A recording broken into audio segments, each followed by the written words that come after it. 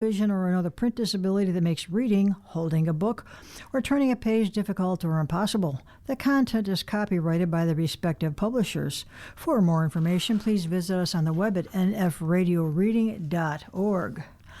Your Niagara Frontier Radio Reading Service now presents a reading of articles and features from the Buffalo News for today, Friday, August 7th.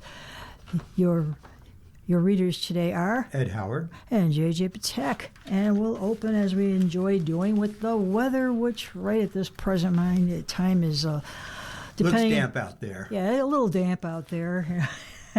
I grabbed my umbrella on my way in here. It's more clouds than sun today, humid with a thunderstorm. High 79, a thunderstorm in spots in the evening, otherwise rather cloudy and humid with a tonight with a low of 69, and Saturday, tomorrow, we'll have a shower and a thunderstorm with a high of 81 and a low of 66. Sunday, it'll be mostly sunny and less humid with a high of 80 and a low of 68. Monday, showers around and breezy with a high of 81 and a low of 68. Tuesday, a straight thunderstorm and humid with a high of 78 and a low of 60. Wednesday, a few morning showers with a high of 76 and a low of 62. Ooh, that sounds pleasant. Then Thursday, rain and a thunderstorm with a high of 74 and a low of 63. So we're starting to cool down a hair. Good. The area almanac, yeah, I know, it's just getting a little nutty with the heat. The Area Almanac, the high yesterday was 84 and the low was 71. The normal high is 80 and the normal low is 63. The record high back in 1947 was 94. And let me see if I got this right. The record high was last year, and the record high was 94 in 1947. The record low was 47. But that was back in 1886, and last year's high was 85, and the low was 67. And the air quality index today will be good. The national cities, the extremes, Chickasaw, Oklahoma, yesterday was 104 degrees, and the low was at West Yellowstone in Montana at 32 degrees. The sun rose this morning at 6:13 a.m. and will set tonight at 8:29. The moon rose at 12:11 a.m. through all those clouds, and the moon will set at 4:23 p.m. And the weather trivia. Hurricanes have lookalikes in space. What are they? I didn't even know that. I never thought about it. Spiral galaxies, such as the Milky Way. Mm-hmm. That's kind of an interesting factoid. Yes, it is. Well, turning to the front page of today's Buffalo News, our lead story is Falls homeowners press for answers after toxic findings. They have been poisoned. Niagara Falls mother wants answers after toxic discovery near the Love Canal. Jocelyn and Dan McKiernan started a family in what they hoped would be their forever home, a 3-story house in Niagara Falls. They did their due diligence before buying the home in 2020. In legally required disclosures, the seller reported no known environmental problems, despite the fact that the home is located about 100 yards from Love Canal. But material unearthed when the family hired contractors to prepare their backyard for a swimming pool has upended their lives. Tests commissioned by the State Department of Environmental Conservation found lead, the banned pesticide DDT, and other contaminants in the excavated soil. The findings have left the McKiernans questioning whether the family's serious health problems could be connected to the property and pressing the state to move them to a safer home while it investigates what is buried there.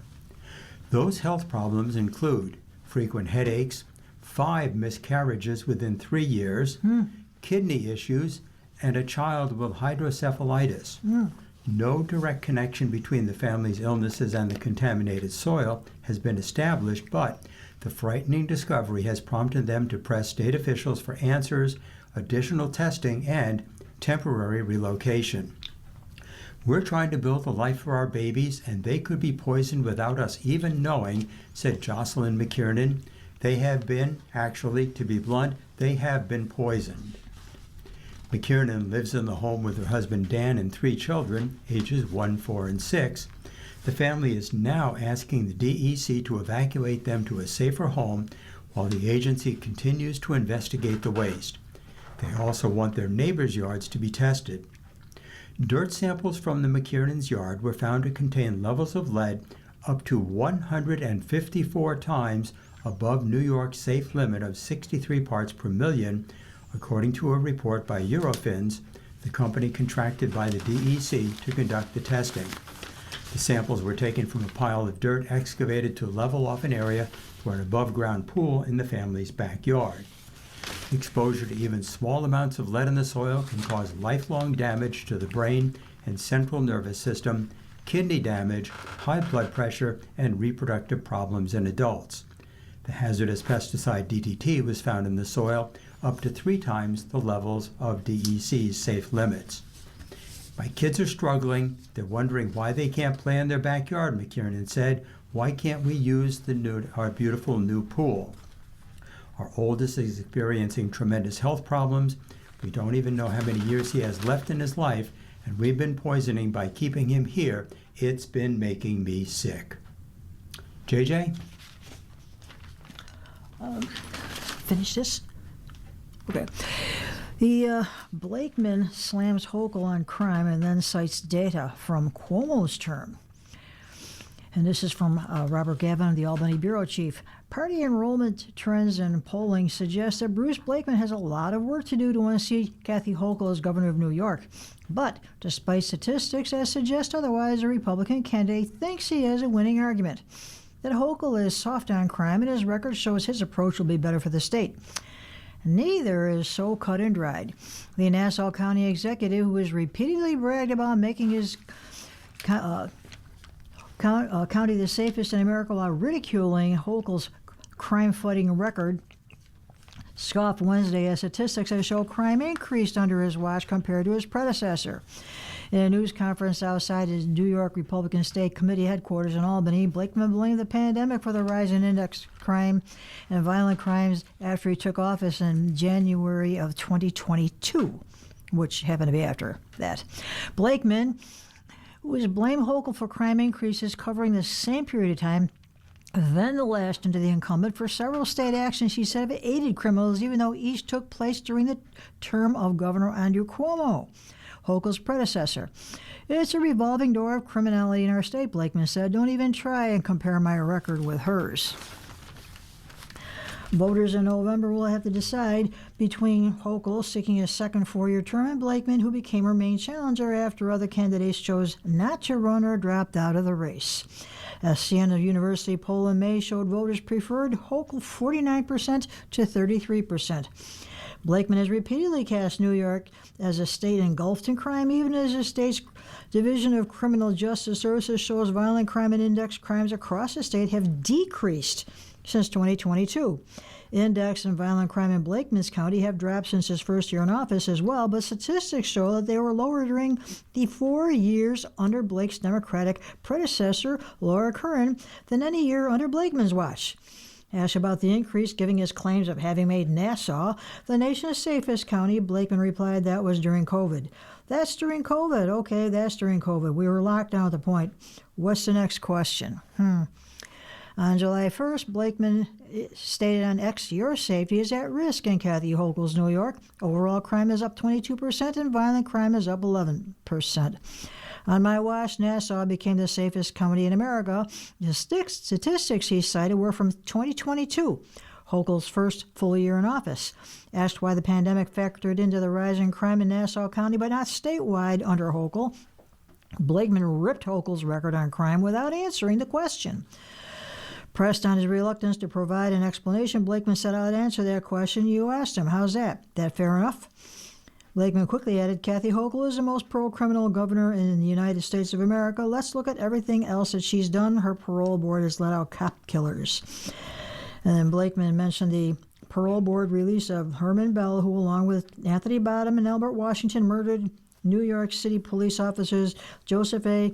Piagnetti and Waverly Jones in 1971, the signing of the state's Raise the Law Act, which increased the age of criminal responsibility in New York to 18, the HALT Act, which limited solitary confinement in state prisons, and cashless bail, a reference to the state's bail reform laws that initially kept judges from setting bail for defendants charged with nearly all misdemeanors and nonviolent felonies.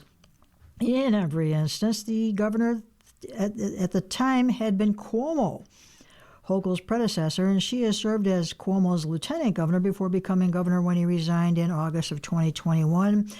Bell was paroled in 2018 and Bodeman 2020, and Washington died in state prison. Well, staying on the front page of today's Buffalo News, our next headline is, "Not my business. Lawmakers fail to decry bad behavior." 4 months ago, calls denouncing misconduct came swiftly and all at once. Now, it's near silence.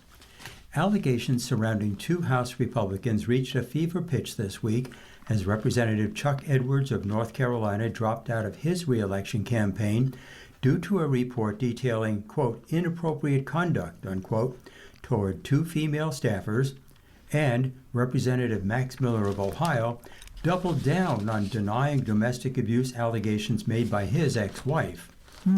With the House gone for August recess, lawmakers often rely on social media and press releases to comment on the issues of the day. But so far, it's crickets from many who previously condemned a pair of colleagues accused of sexual misconduct by their staff earlier this year.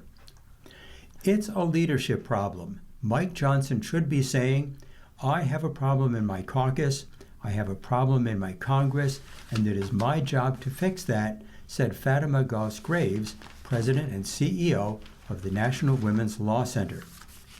When asked about Miller, Speaker Mike Johnson, a Republican of Louisiana, told Politico that, quote, "domestic events are not my business." He said he spoke with Edwards briefly about the serious allegations against him. On social media, Johnson most recently posted about communism in America. "What should a speaker do in this case?" Johnson told Politico. "I mean, I call out alarming behavior. We have a very active and engaged ethics committee, and they've done more work than they need to. I wish it wasn't necessary, but there's been a lot in Congress on both sides of the aisle. There's all sorts of domestic events going on with 435 members of Congress all the time. It's not my business to get engaged in it," he added. Minority Leader Hakeem Jeffries, a Democrat of New York, did not respond to a request for comment on either case and has not publicly called on either to resign. Hakeem Jeffries should also speak about it. The leadership should come together, but the thing is, Mike Johnson is in charge of the House. He is the Speaker. It's his job, Goss-Graves said. So I think a question for possible Speaker Jeffries is, what would you do different? If you had the opportunity to have the gavel next year, will you be different? Representative Amelia Sykes, vice chair of the Democratic Women's Caucus, said she hadn't heard from Democratic leadership about the issue. She added that the midterms approaching in 90 days makes speaking up more complicated politically. We're in the business of elections, but we're also in the business of protecting people and making sure they feel safe, and particularly that the United States House of Representatives is a place where every single person can come, Sykes said. But that is not happening because there are so many members of Congress who are behaving badly. Edwards ended his re-election campaign, so you would think it would be safer politically to criticize him and his behavior, said Emma Davidson Tribbs, founding director of the National Women's Defense League. I really don't understand it. The Democratic Women's Caucus group, consisting of 96 female lawmakers, called for Miller to resign in a statement released Wednesday, changing their tune from last week when they had only called for the House Ethics Committee to investigate him. He has not only physically harmed women and his own child, he has also insulted the American people and the institution he represents, DWC Chairwoman Teresa Lager Fernandez, a Democrat of New Mexico, Vice Chair Hillary Scholten, a Democrat of Michigan, and Sykes, a Democrat of Ohio, said in a joint statement. Meanwhile, Miller has been active on social media and on TV, denying that he poured hot water on his ex-wife, among other things. Edward has maintained that gifts and messages to his female staffers were not meant to be sexual, and cited prayer and reflection in a pre-dawn social post Wednesday announcing his withdrawal from the race. JJ? Thank you. You're listening to a reading of today's Buffalo News on your Niagara Frontier Radio reading service, and it is now 14 minutes past the hour. And we're moving on to opinions. So, get to the right page here. And deserved recognition.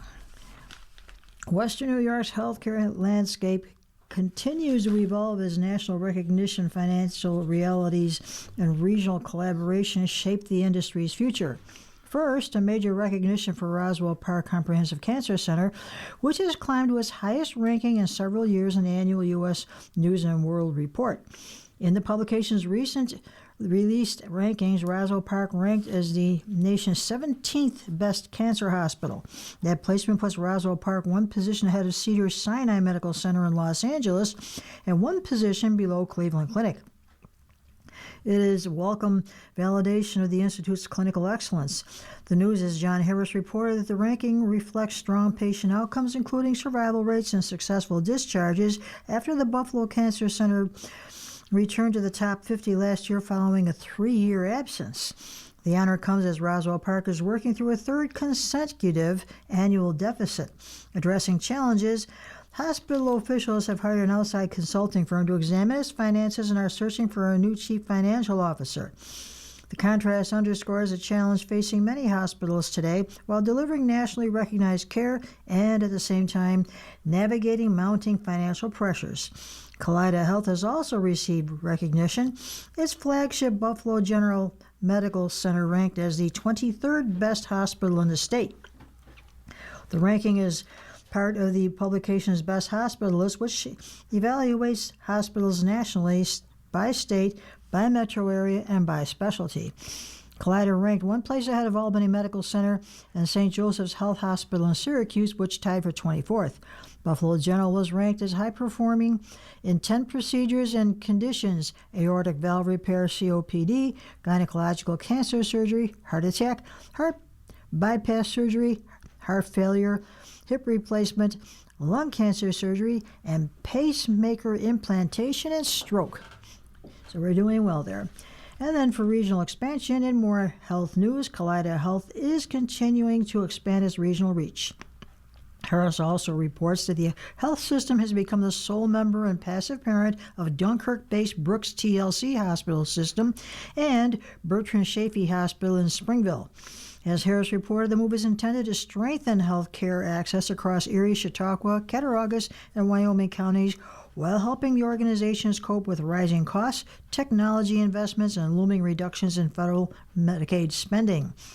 The partnerships also continue a broader trend of consolidation across healthcare, with larger systems providing scale and resources that many community hospitals need in the face of financial challenges. Today's healthcare news reflects an industry in transition. Western New York is home to providers capable of earning national recognition, but maintaining that level of care requires financial sustainability, regional cooperation, and long-term investment. Patients want and deserve high-quality care close to home. For hospitals, achieving that goal is becoming increasingly complex. Ed?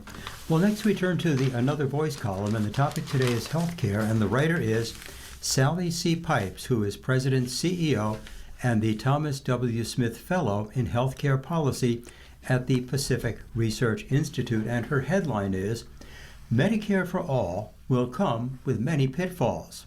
She writes, Medicare for All is back. Progressive candidates in Colorado and New York made single-payer health care central to their successful primary campaigns last month. Before Americans embrace that vision, they should look at Britain.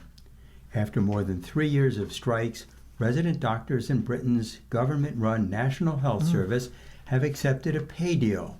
Salaries will now start at just over $53,000. Wow. That should give pause to Americans tempted by Medicare for All. Single payer wouldn't merely replace private insurance with government insurance. It would give Washington enormous power over what physicians earn and, by extension, the care patients receive. Many doctors are drawn to the promise of fewer insurers, less paperwork, and lower administrative costs, But when government is effectively physicians' only customer, it sets the price, and doctors must take it. In Britain, the most senior residents will earn base salaries of roughly $102,000. The average full-time NHS consultant earns about $216,000. The average U.S. physician makes about $380,000, according to Medscape. Pay influences how many remain in practice, how much time they spend with patients, and whether talented young people choose medicine. American doctors already know how government payment works. Private insurers pay roughly twice what Medicare does. After inflation, Medicare physician payments have fallen 33% since 2001. Medicare for All would spread that underpayment across the entire healthcare system. Every physician would have to accept whatever Washington chose to pay. Patients would bear the consequences. More than 7 million people in England are waiting for care, including more than 2.5 million who have waited over 18 weeks. Nearly 3,000 patients a day are treated in corridors or other inappropriate spaces because of overcrowding. Some 8.43 million Britons have purchased private medical insurance to escape the National Health Service. Americans would not have that option under leading Medicare for All proposals, which would outlaw most private insurance. Medicare for All promises doctors less paperwork. Britain's experience suggests it also delivers less autonomy, less leverage, and lower pay, while leaving patients waiting longer for care. JJ? That doesn't sound good. No, it doesn't. Oh, got a couple of political cartoons today. From Adam Ziglas, who always has quite a bit to say in one little cartoon. Anthony Fauci is sitting under a Fifth Amendment piece of paper, kind of rolling at the ends like a document would be. And the Republican elephant with the very long red tie is pointing to him and screaming, "I hold you in contempt." And on the other side, we have a puppy dog, large puppy dog, very large puppy dog with a Trump face on a leash, and it's tearing up papers that say 24th Amendment, 4th Amendment, First Amendment, 22nd Amendment, and embezzlements, all shredding and flying through the air.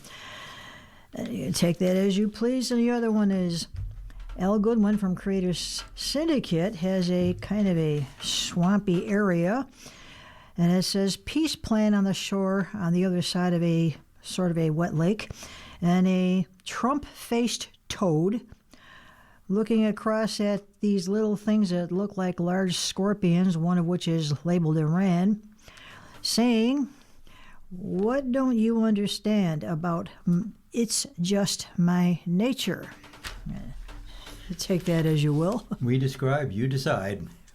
That's right. Well, next we're going to turn the page to today's political opinion columns, and the first one comes from Michael Bloomberg. It says that Bloomberg is the founder and majority owner of Bloomberg LP, the parent company of Bloomberg News, and the founder of Bloomberg Philanthropies. He is also the former mayor of New York City. And the headline on his article is, "We can't fix America's schools without data."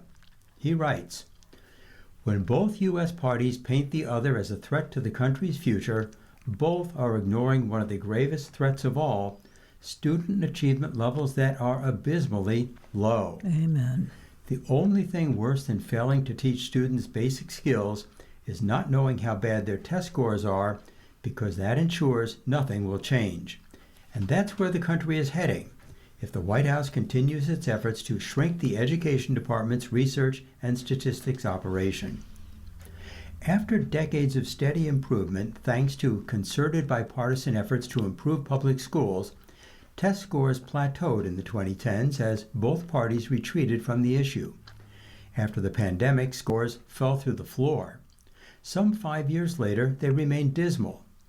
The lack of political attention to this problem is a disgrace, but at least the data is there for all to see. That soon may change. Among a barrage of executive orders issued last year with a directive to close the Education Department, quote, "to the maximum extent appropriate and permitted by law," unquote. Half the agency's employees got fired, including almost 90% from the Institute of Education Sciences, founded in 2002 by President George W. Bush. The goal was an independent, scientifically rigorous hub of education research. It produces a congressionally mandated assessment known as the Nation's Report Card, the NAEP, the National Assessment of Educational Progress, which provides a basis for measuring how students are faring in learning the 3 R's and whether they're progressing or regressing compared to earlier years. The administration has defended the NAEP rhetorically, but not operationally. Layoffs have left the sub-office responsible for the report with only a handful of employees. A functional federal data and research hub is needed for states to figure out what works and measure relative performance. How can states hope to replicate Mississippi's major improvement in reading scores without gold standard guides for teachers? Politicians call it the Mississippi Miracle, but it wasn't divine intervention that led to the transformation. It was data-based reforms. A functional federal data and research hub is also needed for education officials to identify troubling trends and adopt interventions, and for parents to hold their elected officials accountable. The White House is correct that the Institute of Education Sciences can be improved. Its processes for data collection, grant-making, peer review, and testing are outdated. Its statistics are difficult to parse. Many of its now terminated contracts were expensive and inefficient, and its research library is cumbersome. To its credit, the White House commissioned an independent review of IES that called for a massive data modernization effort. But barring a serious, well-funded commitment from the administration, the review's recommendations are unlikely to be fulfilled. Allowing research and statistics to deteriorate would be a grave mistake that will harm students and the future of the American economy. Parents are rightly frustrated with the state of education, but change will only come when voters hold elected officials accountable for progress, and that can't happen without reliable data. JJ? That's rather disheartening. On to Abby McCloskey's story. Democratic socialism or MAGA? We deserve a better fiscal choice. Most Americans don't want a state-run economy, but increasingly there's not a political party that reflects this mainline view. On the left, democratic socialism is gaining traction.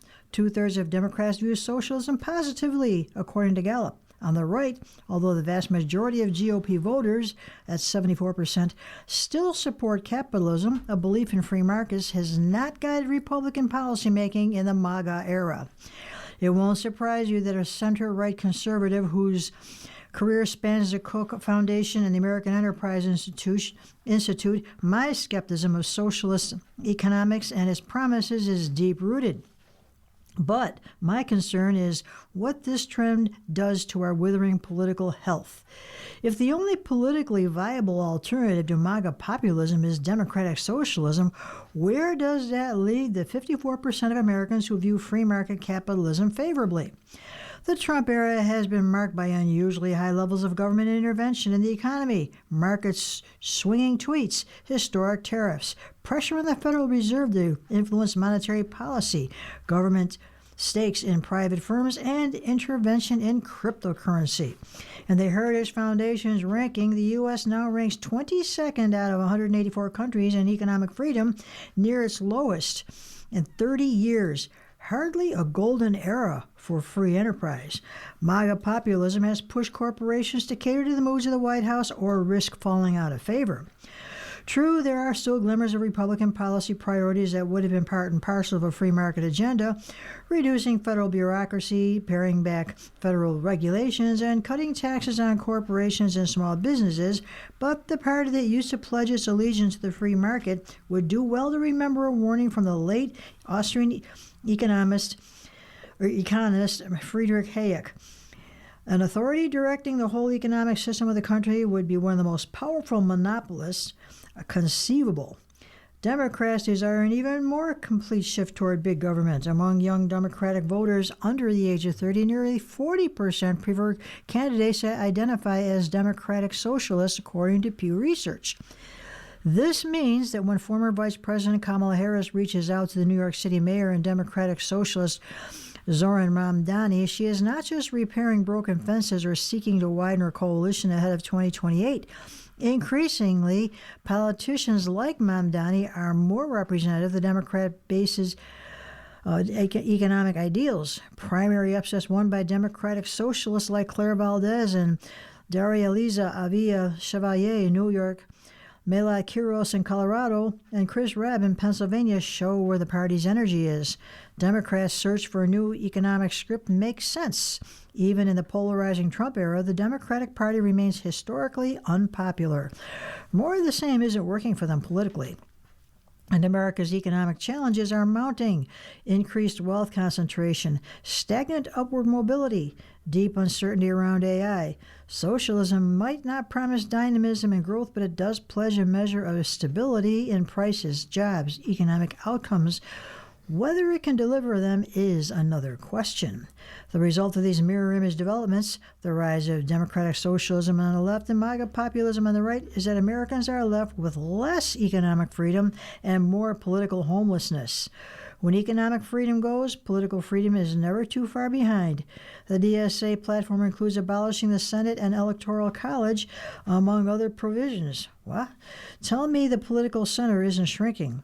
The cycle feeds on itself. The more unpopular economic policies the Trump administration pursues, the more it encourages Democrats to run radically in the other direction.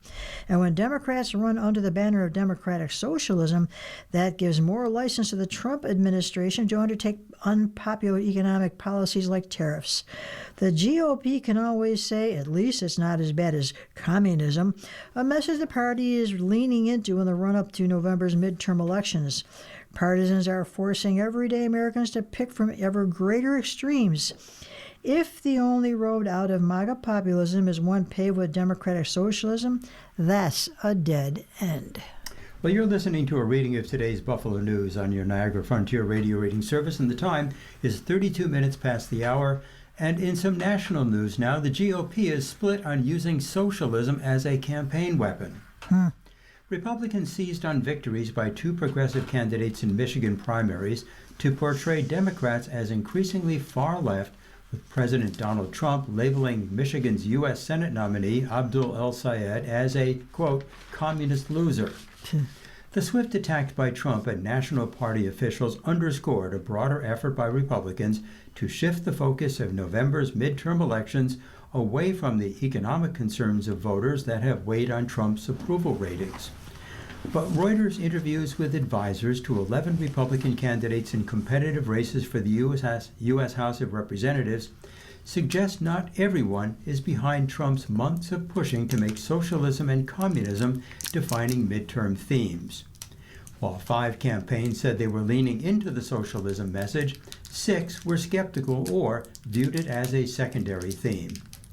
Advisors to the 6 campaigns questioned how much the attack line would resonate with swing voters likely to decide the elections, arguing that concerns about high gas prices and living costs would outweigh ideological labels, particularly as Trump's support has slipped with the war in Iran. The debate carries high stakes.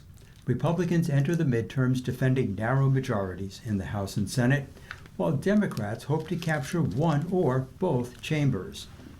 Trump later on Wednesday delivered a speech to supporters in Nevada, billed as a showcase of his economic achievements, including eliminating taxes on tips, but he spent much of his remarks warning of the evils of communism and casting Democrats as a threat to the American way of life. Great news for the Republican Party. El-Sayed, a communist loser who hates Jews and Israel, is the projected winner of this race with the socialist, Trump said in his post on Truth Social on Wednesday, after the former public health official was projected to defeat his moderate rival, U.S. Representative Haley Stevens. And minutes after William Lawrence, who said he sometimes identifies as a socialist, clinched the Democratic nomination in Michigan's 7th congressional district, the House Republican campaign arm posted a social media graphic featuring his image with a word emblazoned with a single word, socialist. Lawrence championship a federal moratorium on data center developments and strengthening the public safety net. El Sayed, a progressive who does not identify as a communist, focused his campaign on Medicare for all, ending unconditional military aid to Israel, and abolishing ICE, the federal agency that led to Trump's crackdown on illegal immigration. Brent Buchanan, founder of Republican polling firm Signal, said he expects Republicans to lean heavily on attacks linking Democrats to socialism and communism, in part because candidates, quote, don't have a ton of other issues they can point to that voters are real happy with them right now. JJ? And from Altaf Nabazivada of Bloomberg News, Iran-Oman deal to reopen Strait in its final stages. The wait for the Iran-Oman deal that partially reopens the Strait of Hormuz continued through Thursday after the Islamic Republic said an agreement on proposed shipping lanes is in the final stages. The two countries that border the crucial waterway have been negotiating a plan for the management of maritime traffic through the strait since last month. In recent days, Iran and the U.S. have indicated a resolution is close. An understanding in principle has been reached on almost all of the raised issues, including the map for maritime traffic entry and exit routes. Iran's Deputy Foreign Minister Kazem Garibabadi told the Islamic Republic news agency on Wednesday the arrangement may remain valid for 2 to 4 months, he said. Yet he cautioned a bilateral deal with Muscat does not mean the full reopening of the Strait of Hormuz. Tehran has insisted the U.S. is not part of the agreement with Oman and hinted that a normalization of the strait will depend on Washington lifting its blockade on Iranian ports. President Trump repeatedly late Wednesday that a deal regarding the strait is imminent and that his administration is in contact with Iran. We are talking. Let's see what happens, he said in a rally in Las Vegas. The president has claimed diplomatic breakthroughs in the past, only for a lasting agreement to prove elusive. The waiting pattern was reflected in oil markets, where the prices swung between small gains and losses as traders assessed the likelihood of a speedy increase in the oil flows from the Persian Gulf. Brent crude traded up 1% at just over $80 a barrel on Thursday. The Houthis, an Iran-based militia based in Yemen, are another potential obstacle in the way of a durable peace deal. The group launched attacks in central and eastern Yemen on Thursday, killing at least 30 troops of the internationally recognized government, Associated Press reported, citing officials from the government. The Houthis and a Saudi-led coalition in Yemen have observed a ceasefire since 2022, but hostilities have erupted in recent weeks, including the Red Sea. The Houthis will release a statement shortly on a major military operation, AP said. Any deal for the Strait of Hormuz would have to be approved by Iran's supreme leader, Mojtaba Khamenei, who has been hiding since being injured in the initial attacks on Aurora by the U.S. and Israel in February. It's unclear he's given his consent yet, and Iranian officials have said that communicating with him takes time. President Masoud Pezeshkian said in a televised interview on Wednesday that communication with Khamenei is very difficult at the moment. The developments follow months of deadlock between Washington and Tehran over how to conclude the war, with control over shipping a particular sticking point. Tehran has demanded that vessels obtain its permission to cross and possibly pay fees of some kind. It has continued to attack ships it deems to be in violation in recent weeks. Fighting between the sides has largely paused for now, but a number of other issues remain unresolved. The deal on Hormuz may enable them to get back to the negotiating table to address Iran's nuclear program. Trump called off a new round of attacks on Iran over the weekend, which he said would have been the largest since World War II. The Washington Post reported that a shortage of key missiles and air defense systems was among the reasons for the reversal. According to the newspaper, Trump lashed out at Defense Secretary Pete Hegseth on the sidelines of a cabinet meeting last week, saying he had misled about weaponry stocks. The U.S. has massive amounts of munitions, Trump said in a Truth Social post on Thursday, denying that the country is running low on them. Defense companies are building the largest number of plants and factories in our country's history. Trump walked back on his criticism of Hegseth on Thursday, however. He said he was very happy with the work Hegseth was doing at the Pentagon, dismissing a report that the two clashed over concerns about military depletion. I'm extremely happy with the job that Pete Hegseth is doing, Trump posted on social media. While visible traffic through the strait has been limited, a few million barrels a day have continued to cross the waterway even in recent weeks. Middle Eastern producers have ferried cargoes out of the Gulf as part of a shuttle program involving help from the U.S. military and vessels turning off their transponders. Some, such as Saudi Arabia and the United Arab Emirates, are managing to bypass the strait by piping a significant amount of their oil to ports outside the Persian Gulf. Well, our next story is about unexpected consequences, and it is that GLP-1 users are returning to in-store shopping. Nora Nye, age 58, is refreshing her wardrobe as she sizes down for the first time in over 3 decades after losing 80 pounds on weight loss drug Mounjaro.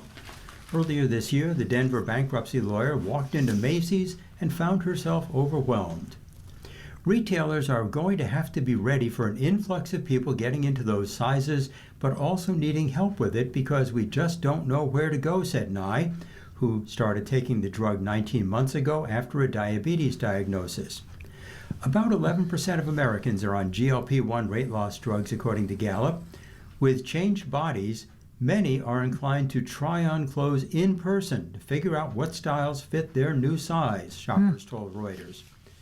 More than 2/3 of consumers say using GLP-1 say sizing changes have made them more likely to shop in-store, according to a survey of 500 people from ReturnPro, which helps retailers manage returns. That presents a new or old challenge for retailers who are starting to evaluate their brick-and-mortar strategies to meet those expectations. It has the potential to at least slow the flight to purely online, said Don Johnson, a consumer strategist at EY Parthenon. You have to be more thoughtful about the in-store experience. Kelly Cook, CEO of wedding fashion company David's Bridal, said weight loss drugs are having an effect on how people shop at its roughly 200 stores. Over the past 6 months, she said shoppers have been trying on twice as many dresses on average, sometimes up to 10 styles. Because of these medications, department stores, discount chains, and boutiques are evaluating the sizes they carry, their dressing room setups, and styling services, said Allie Furman, PwC's consumer markets industry leader. In-store investments are likely to be implemented within the next year, she said. Discount retailer Ross Stores posted a 17% increase in first quarter comparable store sales, which Ross CEO Jim Conroy in May attributed to more foot traffic and an improved in-store experience. Ambra Volkin, age 43, who sells clothes through an online platform What's Not at her home in Austin, Texas, started organizing private styling appointments to help customers in various stages of weight loss who are struggling to shop. I had credibility, and I think that's what people don't have in retail stores right now, said Volkin, who spent 25 years in retail and also has been on GLP-1 medication. If you want to bring people back to stores and give them a reason to pay a higher price for something, then you need to give them the service that goes with it. Of the hundreds who have shopped at her business over the past 2 years, roughly 3/4 have mentioned GLP-1 weight loss, she said. Artificial intelligence tools are coming into play as retailers seek to address sizing inconsistency. Victoria's Secret, for example, incorporated AI technology into some of its fitting rooms to help shoppers request different sizes. The lingerie retailer declined to comment. Amy DeWile, who leads marketing at ReturnPro, said stores will have to address the need for more personalized service. It could be AI, it could be a person who's really good at sizing, she said. Once GLP-1 users see their weight stabilize, they're more likely to buy pricier clothing. Among premium spenders surveyed by ReturnPro, 91% said they're more likely to shop in-store compared to 69% of all GLP-1 users. That's a big change in retail. It sure is. And I'll tell you, I wish they'd standardize sizing. I'm one size, and I have clothing in 6 different sizes. I don't change every day. All right, we go on to another story from Kelsey Moser Morris of Stateline.org. Study: wildfire smoke adds to pregnancy complications. A new study examining pollution levels across a 16-year span found that while general pollution levels from sources such as cars and industry has significantly declined, recent increases in wildfire smoke air pollution have offset those gains and could be contributing to negative outcomes for pregnant women and babies, such as low birth weight and preterm births. Published by Frontiers in Environmental Health, the study included data from about 64.5 million pregnancies between 2003 and 2019, covering more than 2,800 counties in 48 states. Even in regions that are not strongly associated with wildfires, such as the southeast region of the U.S., wildfire pollution rates grew substantially during that time period. The study did not account for any movement between counties or regions during pregnancy or whether pregnant people used any protection against smoke, such as masks, air filters, or temporary relocation. Wildfire pollution is included in the same type of pollution as exhaust from cars or industrial outputs. But the study authors looked at 2 models of pollutants, one of which removed all fire-related pollution to determine how much of it correlated with wildfire. Over the study period, about 65% of the days that recorded pollution levels above the national ambient air quality standard could be attributed to wildfire smoke. Menglu Liang, leading author of the study and assistant clinical professor of biostatistics at the University of Maryland, said in a news release that efforts to reduce other forms of pollution have not been in vain. Those gains have genuinely protected pregnant people and unborn babies, and without them, exposures today would be considerably worse, Liang said. What our findings show is that wildfire smoke is offsetting a growing share of these hard-won improvements. The time study period does not include some of the most recent, most explosive wildfire seasons in the United States and Canada, such as 2020, 2024, and this year.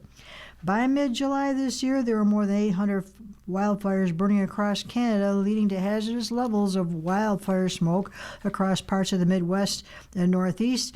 And late July, a rash of wildfires across Oregon created hazardous air over much of the Northwest.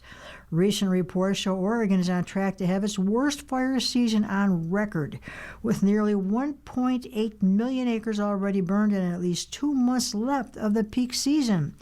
The previous record was set in 2024 with 1.9 million acres burned.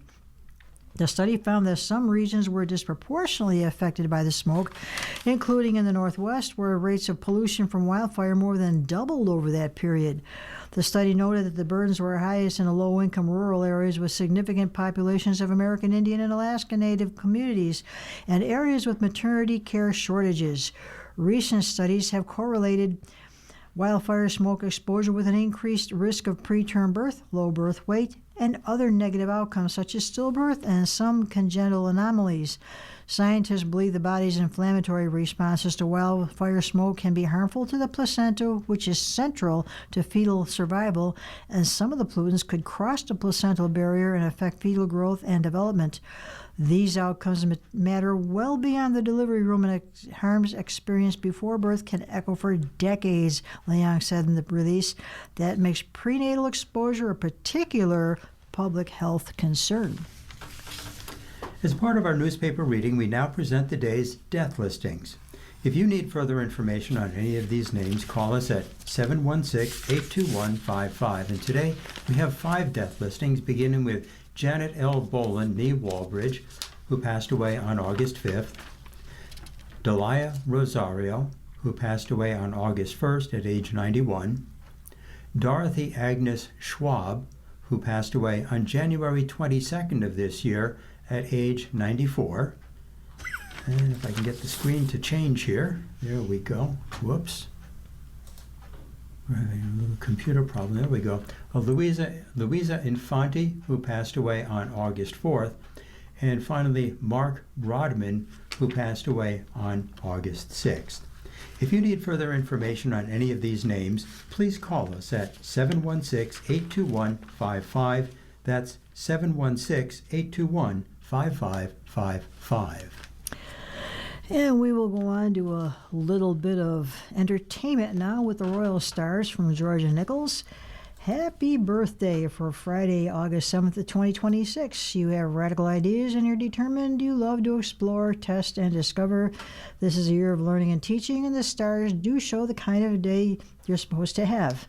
5 being dynamic, 4 positive, 3 average, 2 so-so, and 1 difficult. And we got a lot of 5 and 4 stars today. Aries is 5. This is a fantastic day to schmooze with others, and a sudden change of plans could cause you to see new places and meet new faces. Tonight, an unusual discussion. Probably indoors because it's pretty wet out there. No picnics today, boys and girls. Taurus is also 5 stars. An unexpected boon or favor might come to you from a surprising source today. This could help you in your job or lead you to another job. Tonight, check your possessions. And Gemini is 5 stars.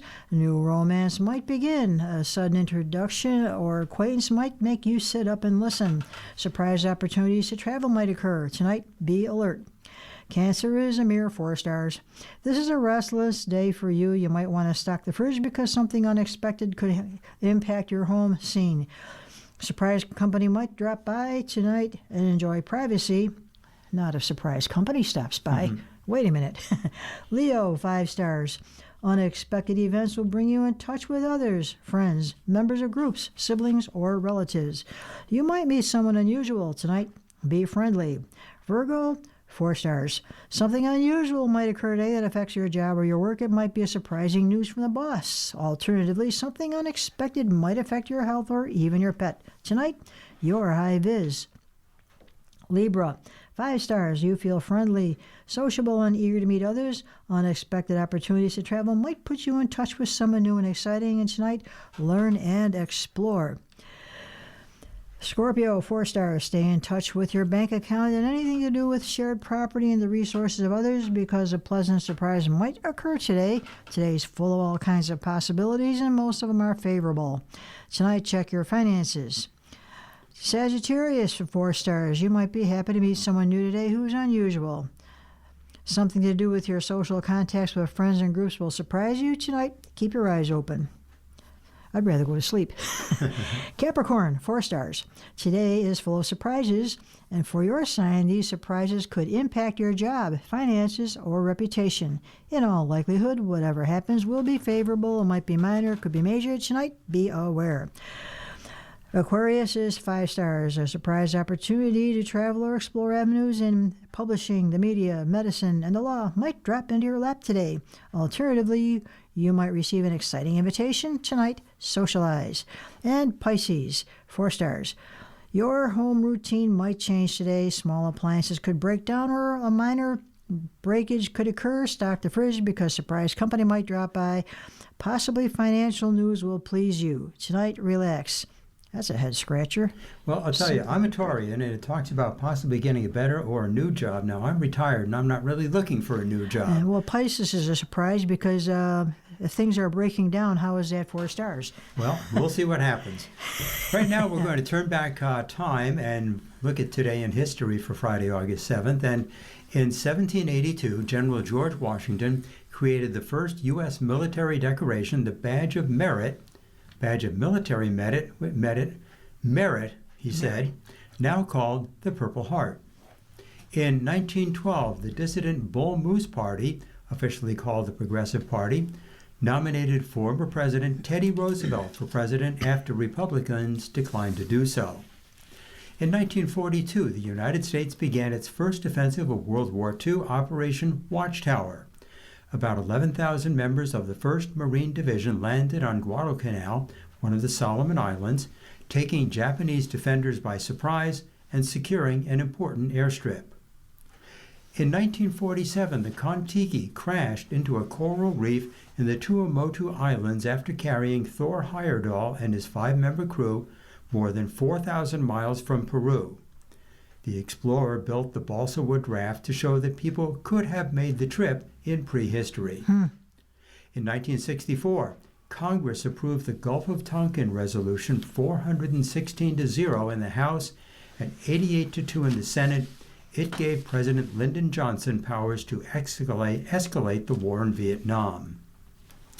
In 1974, tightrope artist Philippe Petit crossed a high wire 1,350 feet above New York City, slung between the new World Trade Center towers.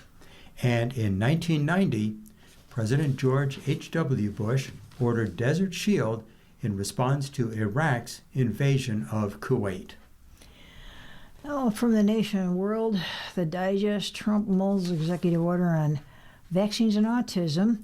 The administration is considering that order on that could be released as soon as next week. A person familiar with the discussion said on Thursday the effort is driven by President Donald Trump's interest in further action on autism, according to the source who spoke on condition of anonymity. The source did not provide details of the scope of the executive order, which was reported earlier by Bloomberg News. The Trump administration, led by Health Secretary Robert F. Kennedy Jr., pursued new studies into vaccines and autism despite research involving millions of people over the past 2 decades that has concluded there is no credible link.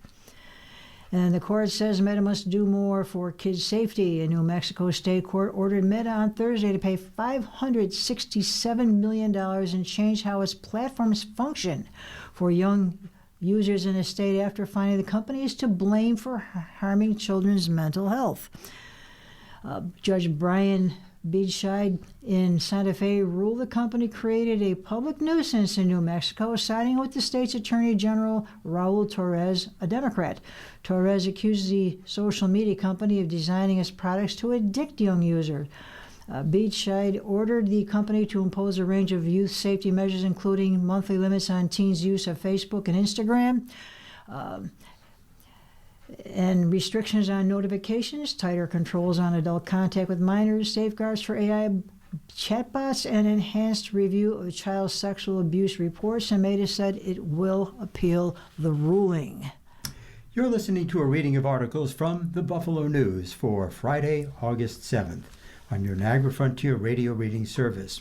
We'll return for more readings after this short break. Your readers today are J.J. Patek. And I'm Ed Howard. If you're listening to this publication online, you're probably using our website, a podcast player like Spotify or iTunes, a streaming service like Siro, or a smart speaker. Did you know that we now have a dedicated app that can be downloaded to any mobile device, like a smartphone or tablet, for free? App users can conveniently access our live stream and any episode of our podcast easier than ever. To download the app, just type NFRRS in the search window in the Apple App Store or in the Google Play Store. Contact us anytime if you have any questions by calling 716-821-5555, extension 5. Thank you.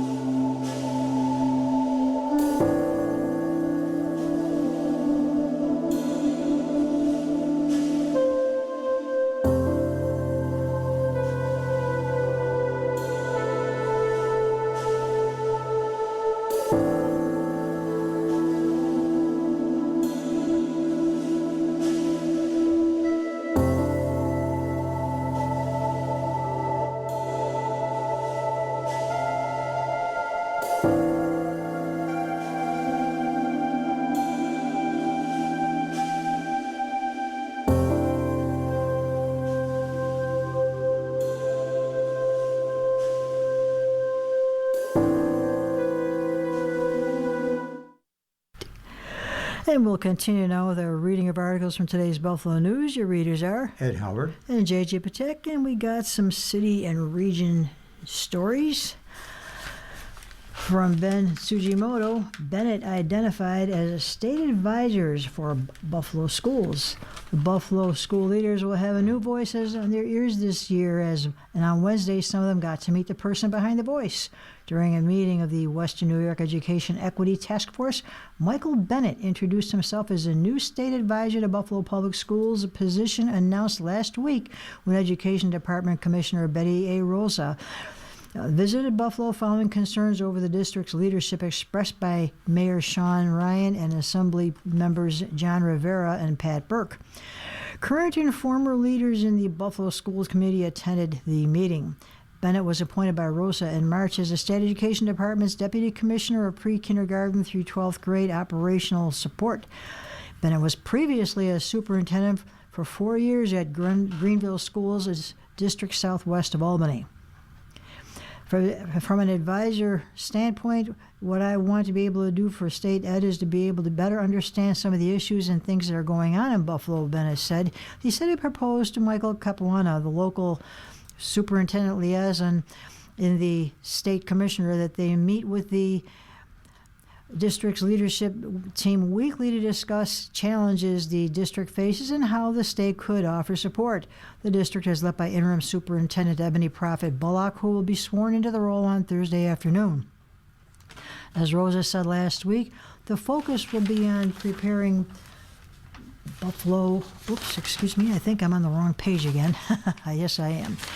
The schools to begin the school year effectively September 3rd, and over the last 2 months, Buffalo Schools former Superintendent Pascal Mubanga resigned before accusations of sexual harassment and abuse of authority surfaced, while legal action has been taken by 2 Buffalo Schools administrators who claim misconduct by school board member Louis Moki Hawkins. I think what we want to be able to do is provide support to the school district in any way possible, Bennett said, so there is trust and confidence being gained back at that district level. Bennett emphasized that his role as advisor is different than that of an independent monitor, a higher level of state intervention that would be produced through legislation, he said. Rosa said during her visit that the State Education Department would offer support to Buffalo schools on site and through its offices in Albany. Bennett said further details would be shared by Rosa soon. The Western New York Education Equity Task Force, with about 25 people at Mount Olive Baptist Church, urged a renewed focus on students and their academic prospects and less on adult disagreements. Some of the speakers emphasized spurring more parent involvement across the district, greater influence in union negotiation, and more avenues for students to have their perspectives heard in district decision-making. A task force, in concert with the University at Buffalo Graduate School of Education, pointed to a 3-minute digital survey intended for parents in a district that asks questions about what they'd like to see in a positive Buffalo school. Ed? Well, in Orchard Park, they're nearing a permit process for parking in private lots for Bills games. The town of Orchard Park is working on a permit process for commercial businesses and private residents who offer event parking in a 1-mile radius surrounding the new Highmark Stadium. Supervisor Joseph Liberty this week told the Buffalo News that the town aims to institute the process in 2027 and that leaders are having, quote, ongoing discussions about permits, fees, and enforcement around high-traffic events. For the 2026-27 bill season, Liberty said property and business owners surrounding the stadium, whose parking areas are used by thousands of fans for game day parking, must abide by established rules governing how many cars they can park and how much paved or stoned area they may use. Liberty said the town's goals are to limit private parking capacity surrounding the stadium and to, quote, manage overflow and traffic safety impacts on game days. The moratorium that bans the expansion of private parking dates to 2017, with penalties ranging from $100 to $400 per day. The moratorium started as a temporary measure before it was made permanent the following year. Liberty has been town supervisor since the beginning of 2026, when he beat Democratic candidate Marie Mahon. The moratorium originated under Patrick Keem, who led the town from 2014 to 2020. The news reached out to multiple private lot owners for comment and has not received a response. And Buffalo Next Retail. This sounds like an interesting story, to me anyway. Jonathan Epstein tells us that a distillery aims to launch refillable bottle business. I like the sound of that. There's a twist on an old milkman. It used to be common to get fresh milk delivered to your home in glass bottles, and it's a service that's still available from local farms in some places. Now, Bill Bursey wants to bring the same kind of service to bars, restaurants, stores, hotels, and banquets and event venues in Western New York, but with hard liquor. Bursey, CEO of Ellicottville Steelbound Brewing and Distilling, is proposing to launch an environmentally friendly refillable spirits company that would allow businesses to get a fresh supply variety of liquors without having to buy and discard glass bottles every time they need more vodka, gin, whiskey, or rum. Instead, the new business, dubbed Steelbound 716, would sell the liquor itself using durable ceramic-coated 1-liter bottles, simple labels, and stackable delivery and return crates. It will pick up empty bottles, sanitize them, refill and reseal them, and sell them again. Whoever's purchasing from us, they will not only be purchasing the liquid. Bursey said, we don't have to buy the glass, and we don't have to buy the label, and we don't have to compete in that market. That allows us to come in very competitively and give them just a liquid. That's what they're after. That saves both Steelbound and his customers from having to spend money on new bottles and boxes while taking more glass and other waste like labels and wrapping out of landfills. And it would use electric vehicles for delivery, further reducing its carbon footprint. It's a great program, Bursey said. Our economy is a little bit weakened for bars and restaurants, and bars struggle with cash flow every week, and it's the cost of goods. This is an opportunity where they don't have to order 10 cases to get a good price point. The businesses would obviously be limited to offering Steelbound products, not national brands that the company doesn't control. However, the 10-year-old Steelbound already produces about 40 different liquor brands, including various types of vodka, whiskey, rum, gin, bourbon, and tequila, and at least that many beers. And he's already spoken with nearly 100 bars and restaurants in Western New York who are willing to switch brands if Steelbound can save them 50 cents per bottle. Our quality is better than their quality, Bursey said. They already have the name and they don't have to prove themselves. We have to give you a high-quality product because we don't have 100 years of history. I have yet to have someone tell me our product isn't good as what they're already selling, Bursey said. That's why our franchise is so successful, because our product is so good. Clients may still have to buy many of the national brands as well just to meet consumer demand. Moreover, under state law, for a producer like Steelbound, those products must also be locally made using grains that are 75% grown within the state. That also gives Steelbound certain regulatory privileges and a discounted excise tax under New York farm distillery laws. Everything we make has to come from local farms, Bursey said. It will be New York State ingredients. It will be produced in New York State. It will be distributed in New York State. The new venture would be based next to Steelbound's brewery, distillery, and restaurant in Ellicottville at 6600 U.S. Route 219, in a new 6,000-square-foot building that would be constructed on a half an acre of land to house the operation.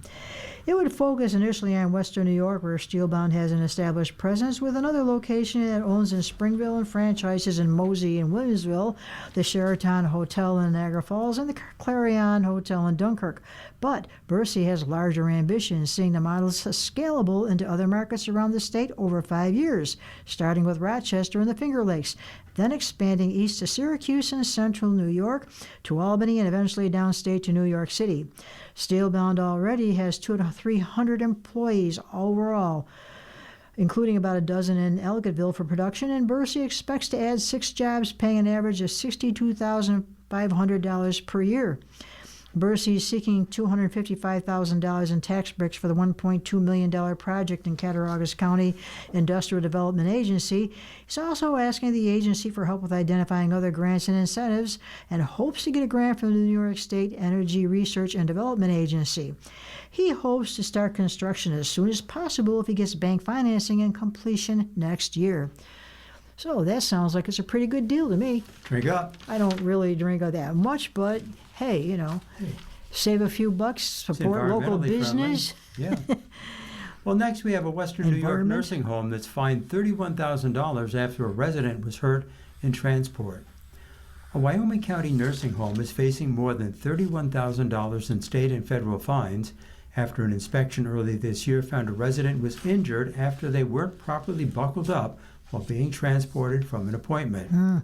The Eastside Nursing and Rehabilitation Center in Warsaw was issued a $10,000 state fine and a $21,645 federal fine related to a survey completed February 9th, according to enforcement records updated in late July. Eastside Nursing, an 80-bed facility owned by a for-profit entity, has a 3-star or average overall rating on the federal Medicare Compare website.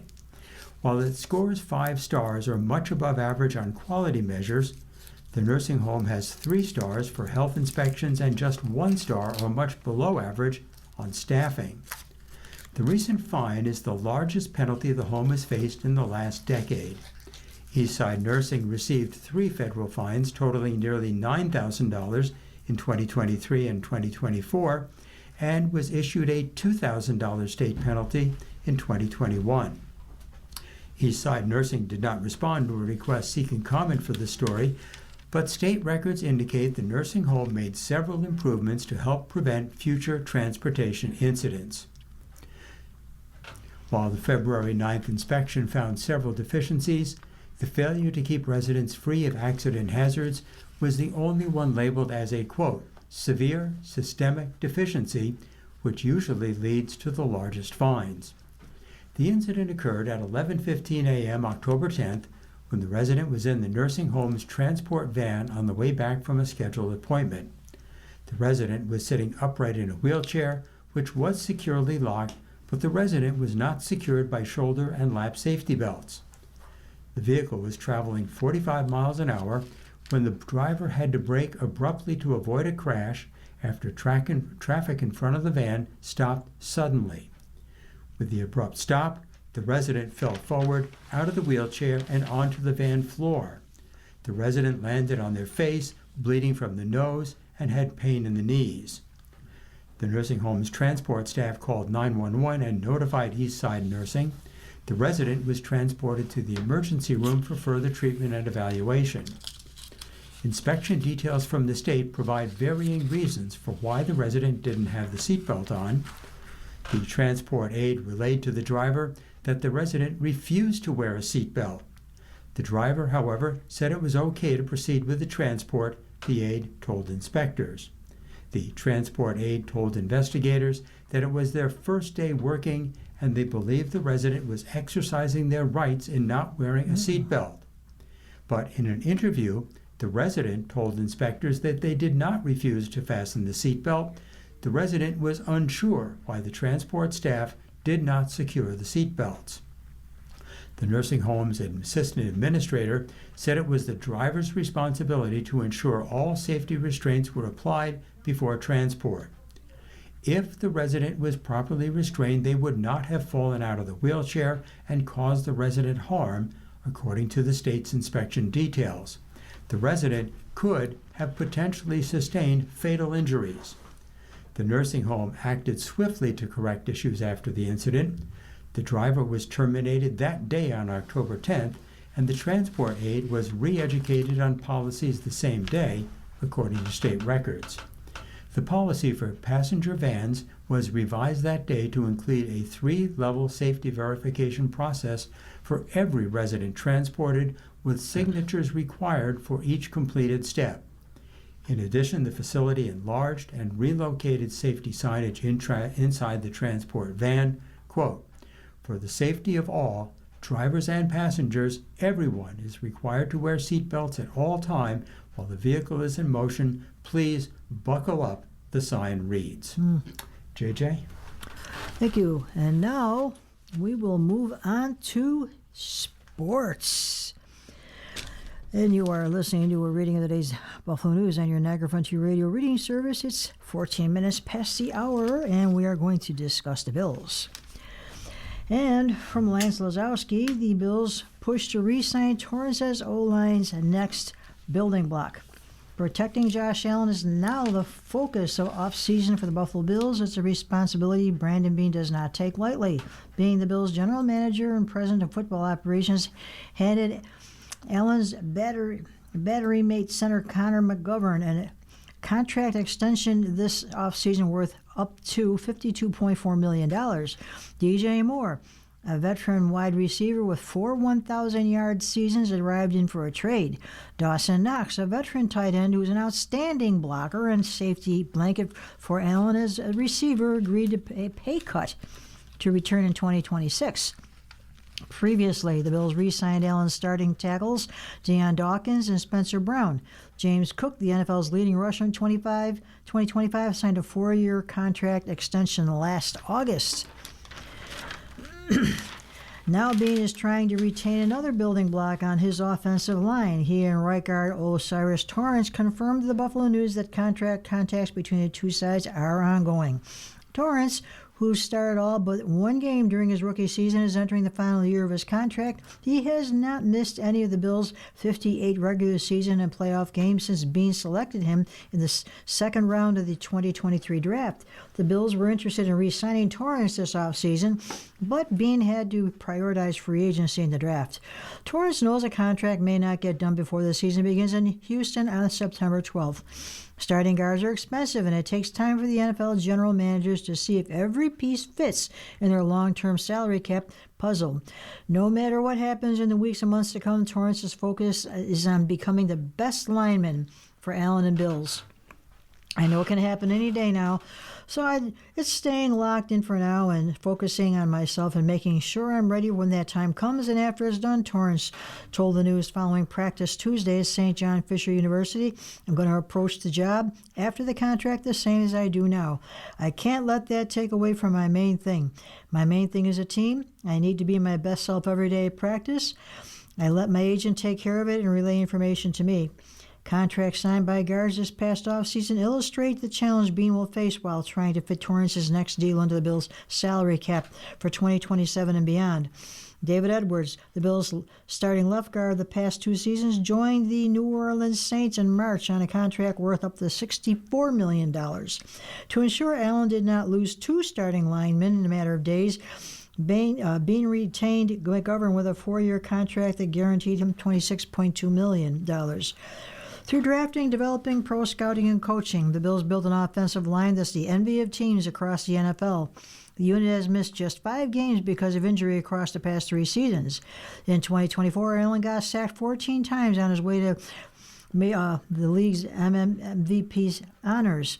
In 2025, Cook won the rushing title. ESPN had Buffalo ranked 4th and 1st in pass block and run block win rate, respectively. McGovern, Dawkins, and Brown are signed through at least 2027. Torrance's availability and performance will position him for a hefty raise. His market value, according to SpotTrack, is approximately $13.076 million, nearly $9 million more than he'll make in 2026. The guard market may also impact the Bills during negotiations. The Jet, for example, gave their starting right guard Joe Tippmann a 4-year contract in June that's worth an average of $15.5 million per season. Tippmann is 10 months younger, but started as center for 2 seasons before he moved to right guard in 2025. The Bills saw Torrence allow just 6 sacks in 3 seasons, according to Pro Football Focus, and he was a key cog in an offensive line that blocked for the NFL's top-ranked rushing offensive in 2025. To become one of the best at his position, however, Torrence must improve before the snap. Edwards, a high school quarterback, received a massive contract from the Saints in part because he's a football savant. Multiple times last season, Dawkins pointed out to reporters that Buffalo avoided a negative play because Edwards quickly identified the defense's plan and communicated the necessary adjustment. It's an area of focus for Torrence during training camp. He's challenged himself to have an internal dialogue about each play call, analyzing why Bills coach Joe Brady made this selection and how the defense may try to stop it. The way the game is played, you can only rely on physicality for so long, said Torrance. As you get older, the physicality may go down, but the mental part needs to pick up. If I can get my mental game there, I think that'll be easier as the years go on. There's way more to blocking the guy in front of you. You need to know what the defense is doing. You need to know what the guy next to you is doing. You have to be able to trust your teammates. Torrance's contract isn't the only one the Bills must consider and plan to negotiate. Inside linebacker Dorian Williams, a running back Ty Johnson, and offensive lineman Alec Anderson are on schedule to become free agents in 2027. Dawkins and tight end Dalton Kincaid have expiring deals in 2028. Bean must weigh the cost against Torrance's impact and the depth the Bills are developing on the offensive line. Previously, they've relied on their college and pro scouts to identify possible long-term placements. This past draft, for example, the Bills selected Boston College's Jude Bowery, who can play tackle or guard, and Texas A&M guard Armaj Reed Adams. His coaches have also developed an undrafted players like Anderson and Ryan Van DeMark to get into key contributors. Bean doesn't comment on active contract negotiations, however. He reaffirmed to the News that Torrance fits the Bills' plan to protect and build around Allen. We don't get into the negotiations of contracts, but he's a guy who started from day one for us, and he's been a steady force at right guard for us, Bean told the News of Torrance. If we were able to get him done now or before free agency, that'll be the goal. Draft, develop, and re-sign. Listen, we believe in protecting number 17. That's important. Torrance is a guy in his last year. You never know. We'll try our best, and I know his people will as well. So we got that to look forward to. Well, continuing with the Bills, there was a welcome sight in the Bills' secondary during Thursday's training camp practice at St. John Fisher University. Safety C.J. Gardner-Johnson was back on the field and participating in team drills during the sixth practice of camp, missing just 2 practices after suffering a right calf injury on Saturday. Gardner-Johnson wore a black compression sleeve on his calf and appeared to take on a full workload in his return to the lineup. I feel like I'm 100% ready to go, Gardner-Johnson said. I've got a lot of trust in the training staff here, more than other places I've been, so I was just ready to see what it was and get it knocked out of the way. It didn't take long for Gardner-Johnson to put the injury to the test. Early in practice, he chased tight end Dalton Kincaid down the right sideline at full speed. The Bills faced the Houston Texans in Week 1 and the Detroit Lions just 4 days later in Week 2 to open the regular season, so Gardner-Johnson said he wants to take every rep he can between now and then to be ready for 2 quality opponents. He had plenty more to say about the Texans, too. Houston released Gardner-Johnson 3 games into the 2025 season after a 0-3 start, even though he had been a starter. Not saying nothing on the front office of the staff, but the players that are there are good, you know? All the expletive that came out, it was lies, but whatever, I just can't wait to see them. After another question, Gardner-Johnson said the question about the Texans had, quote, pissed him off, which he called a great thing. Let's talk about that, he said. I mean, where is the real stories at? What did I really do? They released me because I wasn't gelling with the team and didn't fit well. Why the hell didn't the coach speak up about it? He was already starting 0-3, so how can it possibly be on one person? Gardner-Johnson said he felt like his situation was not handled respectfully by the Texas organization. So as a grown man, I feel like when you see me, he said.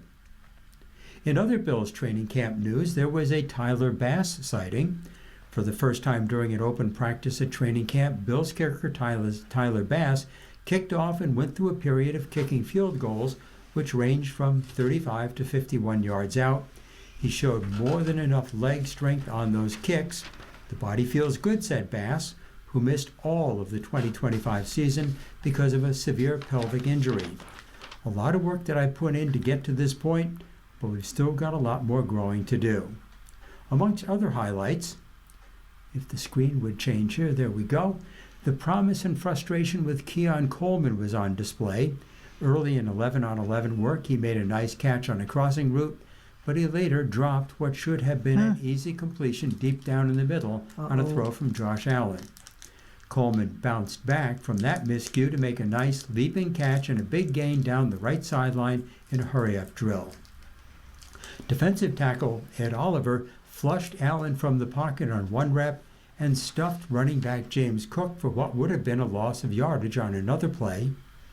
Cornerback Maxwell Hairston had tight coverage on Mecole Hardman on a deep ball from Allen, leading to an incompletion.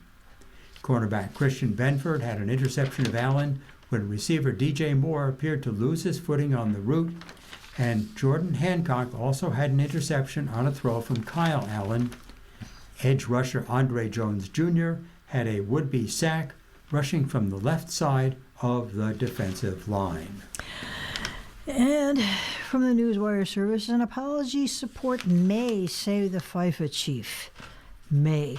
FIFA apologized to its members for mistakes made over its abandoned proposal to sell commercial rights to the World Cup as the body's leadership reaffirmed its support for President Gianni Infantino after a crisis meeting in Morocco on Wednesday. The proposal to sell a 20% stake in a new commercial rights entity to provide to private investors in a deal that would have raised about $4.2 billion provoked a fierce backlash and was withdrawn last Friday. Infantino bore the brunt of the criticism, including some from inside FIFA, which raised questions over his re-election as president next March. Following a meeting in Rabat, Morocco, the FIFA Secretary General and the members of the FIFA Management Board in attendance reaffirmed their full support for FIFA President Gianni Infantino. The statement said, and in return, the FIFA president reiterated his full support for the FIFA Secretary General and the FIFA administration for the necessary and outstanding work in the delivery of his vision. FIFA's bid to move past the biggest internal crisis unlikely to end scrutiny of how world soccer is governed, with UEFA saying on Thursday that it remained committed to boycotting the World Cup. A day after FIFA's leadership gathered in Rabat to publicly reaffirm support for Infantino, the world governing body apologized to its 211 members for mistakes around the abandoned proposal to sell a slice of the World Cup's commercial future. It also pledged to review the processes that led to the controversy that sparked the fiercest revolt of Infantino's tenure after national federations complained they had been sidelined. Well, here's a look into the future. An Olympic spot is being reserved for LeBron James. A spot on the U.S. men's basketball team at the 2028 Los Angeles Olympics is reserved for LeBron James if he wants it. ESPN's Brian Windhorst reported USA Basketball's intention on the most recent edition of its podcast, The Hoop Collective. If LeBron wants to play, he'll get a roster spot, said Windhorst, who has covered James since the star's high school days in Akron, Ohio. James will be 43 in the summer of 2028, and he previously has said he would not play in the fifth Olympics. You already know my answer, James said in a podcast last November. I'll be watching it. However, should he play both seasons of the 2-year contract recently signed with the Philadelphia 76ers, he would be in game shape come July of 2028. He could choose the Olympics, played near his residence in his adopted home city of Los Angeles, as the finale to his grand career. James won a bronze medal in Athens in 2004, followed by gold medals in the 2008, 2012, and 2024 games. Kevin Durant and Carmelo Anthony have also played in 4 Summer Olympics. Among American women, Diana Taurasi won gold medals in 6 consecutive Olympics beginning in 2004. Sue Bird and Teresa Edwards each have 5 gold medals. And talk about people looking at retirement, Aaron Donald worked out for the Los Angeles Rams on Wednesday, the strongest indication yet that the 3-time NFL Defensive Player of the Year is tapping out on retirement. Word of Donald's workout appeared on the NFL's official transaction log released at 4 p.m. daily. Because the workout was held at the Rams' team facility and Donald used official gear, the Rams are required to report his participation to the league or face disciplinary reaction. Did it come across as a tryout? Rams coach Sean McVay asked NFL media members gathered at practice. Best tryout we've ever had. I think he could make the team. Donald last played during the 2023 NFL season with the Rams, he originally called it quits following a 10-year career during which he racked up 111 sacks, 8 All-Pro first-team nods, and a Super Bowl 56 victory. JJ? Well, you're listening to a reading of today's Buffalo News on your Niagara Frontier Radio reading service, and it is now 29 minutes past the hour, and we will move on to advice. Asking Eric, as our Eric Thomas. Friend shows true colors to those who tell him no. Now that promises to be interesting. Dear Eric, my friend does not like to hear the word no. If you tell him no, you will very speedily see his true colors, which are more than ugly.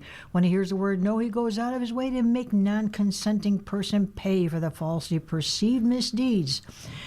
I have seen with my own eyes this little tower of terror unleashes wrath upon many people. The truth is, my friend has some very unsavory traits that make people want to tell him no. How can I get my friend to know that no means no? It is signed, tellingly, the Little Monster Tamer. And he answers, Dear Tamer, I'm not certain this is something you should do, nor am I certain it's something you can do. Your friend's behavior sounds very troubling, and it doesn't sound like this is a new trait. So if he has lived for a prolonged period of his life refusing to acknowledge no and terrorizing those who tell him no, it's likely that he knows this is antisocial behavior and doesn't care. So the task before you may not be teaching him how to act right, but rather deciding if you want to remain friends with him at all. This isn't to say he's unsalvageable. We all have the capacity to change, grow, and make amends to those we've harmed.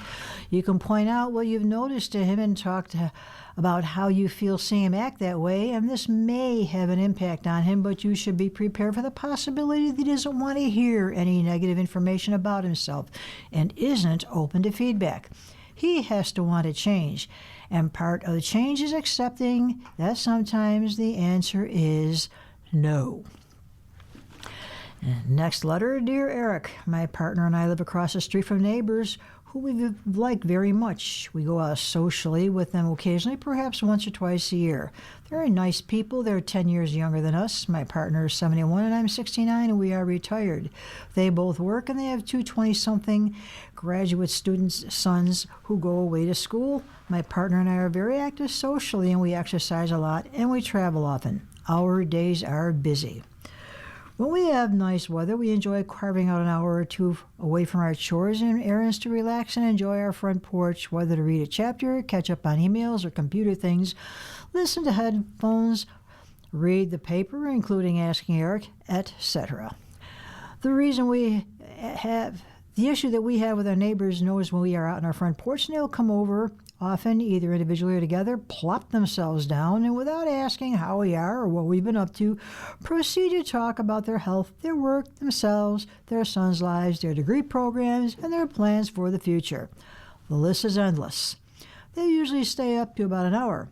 Although we like these neighbors, we feel robbed of the time we've been looking forward to relaxing and enjoying what we plan to do. We do not want to alienate or anger these neighbors. We have no other area behind our home in which to sit, and we do not want to remain indoors. How would you suggest that we handle the frustration and bad feelings that we have when this happens and convey to them that we like them very much, but our porch time is important to us, and is signed, Closed for Business? And the answer is, Dear Business. Last year a letter came in from someone who had a pool of neighbors who felt they could come over and swim anytime. I remember that letter. Mm-hmm. One solution that came from readers of this column was to put up a flag whenever the pool was open and take it down whenever guests weren't welcome. A similar system might work for you, but it's going to take a conversation first. It's perfectly reasonable to tell your neighbors we enjoy your company, but we're not fully available for conversation when we sit outside. Sometimes we sweat out here to have a little quiet time. We want to let you know so that you're not offended. And then you might suggest a system like, if the porch light is on, we've got time. If it's not, we'd love to wave and catch up with you later. It's possible that this couple is looking for ways to fill their time. You aren't obligated to be that way. And if they're not asking you anything about yourselves, they may be just looking for an audience. Communication about what works for you and what doesn't will help you to avoid resenting them. So there we have Eric for the day. Solve all of life's problems. Yeah, I like this guy.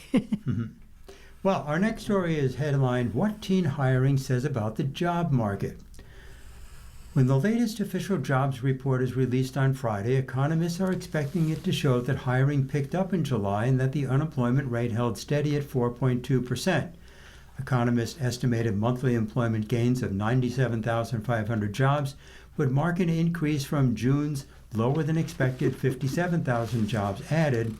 The bulk of last month's employment growth is likely to come from one sector, healthcare and social assistance. Friday's report will likely underscore that the job market remains stable but in a low-flow state, with non-healthcare hiring a little sluggish and the unemployment rate largely unchanged. However, just having checked the jobs report, it turns out that the economy lost 23,000 jobs during the previous month. However, the article continues. Low hire, low fire, the well-worn moniker for the current labor market, is certainly catchy, but like most labels, it can't capture all the inner workings or lived experiences. Americans are navigating a labor market with opportunities for some, but not for all, sidelining job seekers and leaving many of the youngest job hunters without the foundational roles and skills needed for their futures. It's like a drip feed, said 18-year-old Scott Kanakopa of his recent search to land a summer job when he was back home from college. The aviation double major at Western Michigan University sent out about 100 applications to a slew of employers posting summer job opportunities, including retailers, restaurants, landscapers, and airports. Kanapka received 3 rejection letters, and the rest was crickets. He eventually called up the Wendy's restaurant where he worked after his senior year to see if they had any shifts to spare. I gave up fighting with the job market and now I'm back doing my old job, he said. Certain cohorts, including teen workers, can serve as the proverbial, quote, canary in the coal mine, sounding the alarm that the labor market or broader economy are potentially unwell. Summer jobs are often temporary, entry-level, and in areas like leisure and hospitality. When the economy hits rougher patches, employers curtail hiring or tend to favor experienced workers. Businesses lean more on technology to fill any labor gaps, and some consumers pull back on discretionary spending. We predicted a quiet summer last year, and it played out even quieter than expected. The dynamics that drove the slowdown, cost pressures, automation, employers waiting to see how consumer demand holds up, are still all in place, and in some cases they've intensified. Andy Challenger, the chief revenue officer at the outplacement and labor research firm Challenger, Gray and Christmas, said. Employers do not have much appetite for taking on workers either full-time or even temporarily. There's just not a lot of appetite to expand their workforce, said Corey Katenga, head of economics at LinkedIn. It's tough for young people to get jobs these days. I'll tell you what, I was shopping yesterday, which is not typical for me because I don't like to shop during the week, and there's people off with their kids, and the stores were practically empty in August. Yeah. You would think there'd be, I used to have to elbow my way through the store, and I had practically free run. Tough to hire when there's no shoppers. Yeah, it's a little scary. Yeah, it's not like I encourage wasting money on things you don't need, but this was a place where people were buying school supplies. Well, that's the time of the year. Oh, boy, and there was hardly anybody there. Well, in another story, is fresh best? This is pet news. And this is from Faith Wakefield of USA Today. Dog owners are switching out their kibble for premium options, and a veterinarian breaks down the pros and cons. Fresh dog food brands often market higher quality ingredients and potential health benefits for pets, but are fresh options actually better than traditional kibble? Fresh dog food brands offer personalized meal plans and convenient delivery, and some pet owners report health benefits like improved digestion and a shinier coat. That said, the best choice for pet food ultimately depends on your budget, your dog's preferences, and your veterinarian's recommendations. And the benefits of fresh dog food? Fresh dog food may provide additional health benefits compared to kibble. Fresh food can be a good option as long as it's fully cooked, complete, and balanced for your pet's life stage and made by a reliable company, said Dr. Lisa Kahn, veterinarian at Embrace Pet Insurance. 1. Ingredient quality. Fresh dog food typically uses ingredients that pet owners recognize, such as chicken, broccoli, or grains. These simple recipes can be appealing for pets with food sensitivities or picky eaters. However, it's important to watch out for misleading language. Many companies use buzzwords like human grade or no fillers or real ingredients to promote their products, which Kahn says do not inherently make fresh food a healthier option.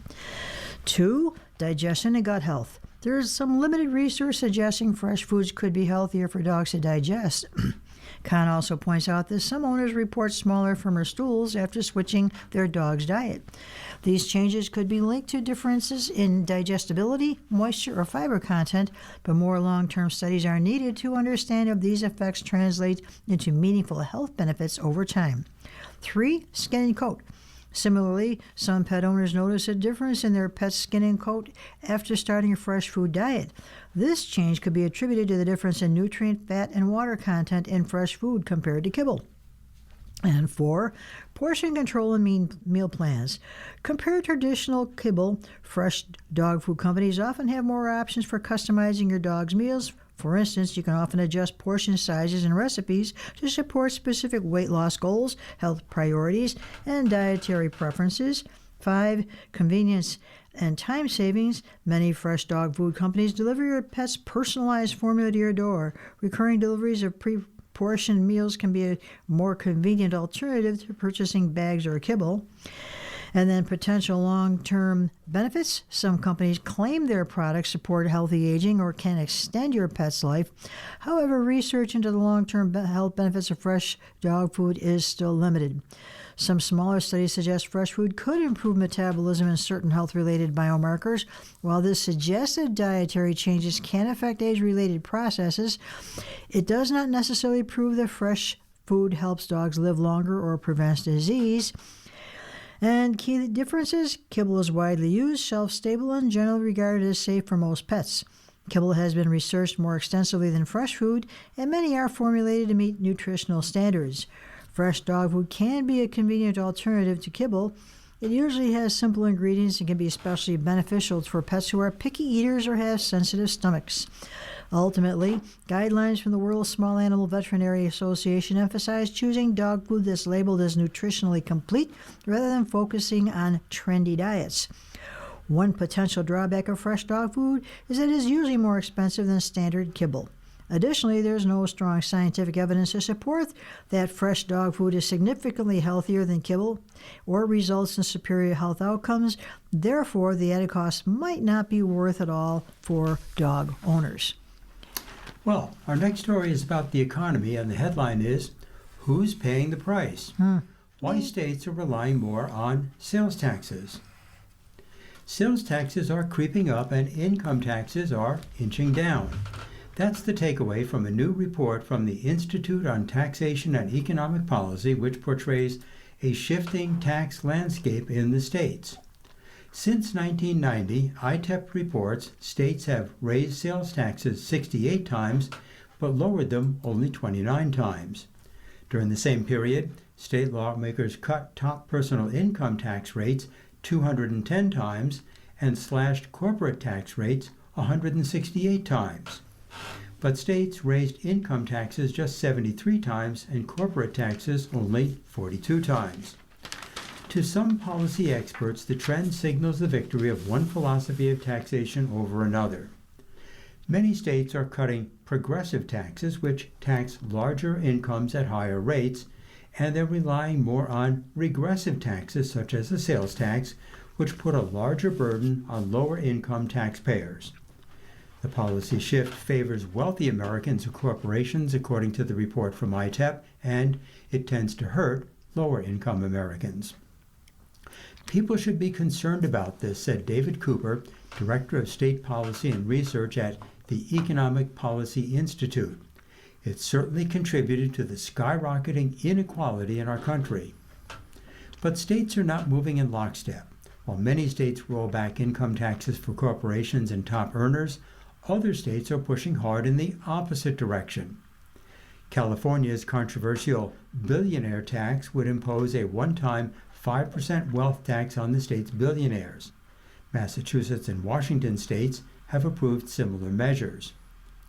We are seeing this stark divergence where high-tax states are getting higher and low-tax states are getting lower, said Catherine Lofhead, Vice President of State Tax Policy at the nonpartisan Tax Foundation. Competing tax philosophies increasingly polarize the states largely along political lines, policy experts say. While some blue states push progressive taxation to the limit, many red states are moving just as swiftly to lower and flatten their tax rates. Over time, some states have slashed corporate and personal income taxes while raising the sales tax rate. In 11 states, all three of those things have happened, said Sarah Austin, a senior analyst at ITEP and author of the report. These states are Arizona, Arkansas, Idaho, Indiana, Iowa, Kansas, Mississippi, Nebraska, New Mexico, North Carolina, and Ohio. 26 states spanning the political spectrum have increased sales taxes since 1990, ITEP reports, while only 4 states have cut them. In addition to the 11 above, the states with the higher sales taxes include California, Indiana, Louisiana, Maine, Maryland, Massachusetts, Michigan, Minnesota, Nevada, South Carolina, and South Dakota, Tennessee, Vermont, Virginia, and Wyoming. In Kansas, ITEP reports, the sales tax rose from 4.25% to 6.5%. In Iowa, Michigan, and Vermont, from 4 to 6%. In Indiana, from 5 to 7%, and in Arkansas, from 4 to 6.5%. Sales tax had drifted gradually higher over multiple decades, Lofhead said. By contrast, the flat tax revolution in state income taxes unfolded quickly. Since 2020, 8 states have passed laws to move from progressive to flat income taxes, lowering the overall tax rate in the process, the Tax Foundation reports. Critics say the trend toward lower income taxes favors wealthy individuals and corporations and imperils public investments in infrastructure, housing, education, and child care.